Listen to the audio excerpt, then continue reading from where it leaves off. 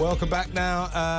Time now to talk about the civil service, and let's go straight over to the policy analyst at the Taxpayers Alliance, Tom Ryan. Morning, Tom. Morning, Kevin. We have 101,000 more civil servants than just a few years back. Why? It's a very good question, Kevin. I think a lot of people will be blaming various things. You know, some people will want to put it down to Brexit. Some people will want to put it down to COVID.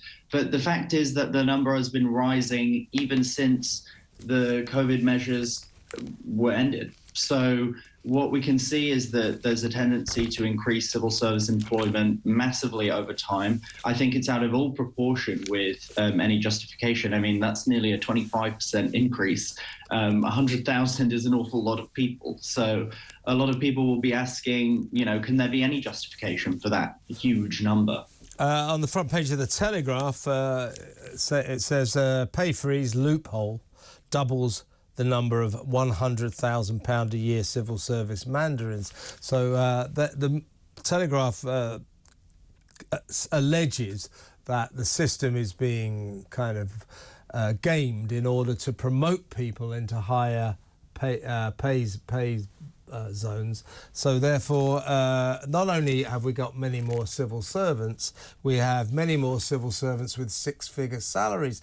I mean, we're paying our taxes, and the government, essentially seems to me, is allowing Whitehall departments to divide our cash between themselves and pay themselves hugely inflated salaries that, quite frankly, they do not deserve. Yeah, I mean, I think the figures are very shocking. Almost 88% of the increase in headcount went to the top three bands, the top three roles. So it's really difficult to understand why that would happen. You know, the number of people earning over 75,000 nearly tripled. So it's just crazy. It's beyond all proportion. The total pay bill increased by over 50%. So it's just a wonder how the public finances can possibly cope with such an enormous number. Yeah, so to give you the details, 101,000 more civil servants were employed between 2016 and 2023. That's a jump of 24% and the largest increase in at least half a century.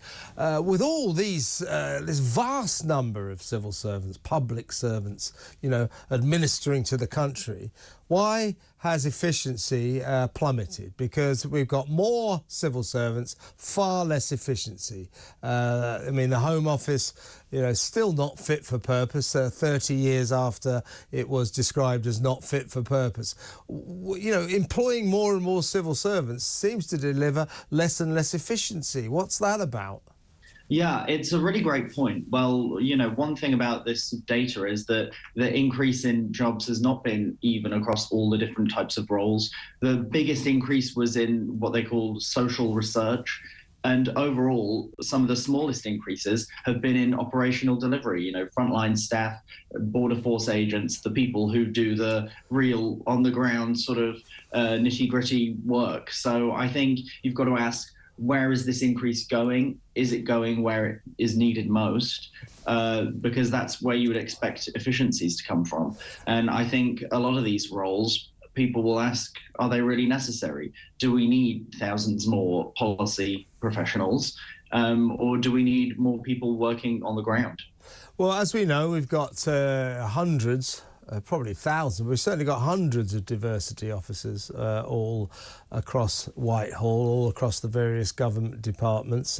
In the Ministry of Defence, hilariously, the diversity officers operate under the slogan, protecting the protectors.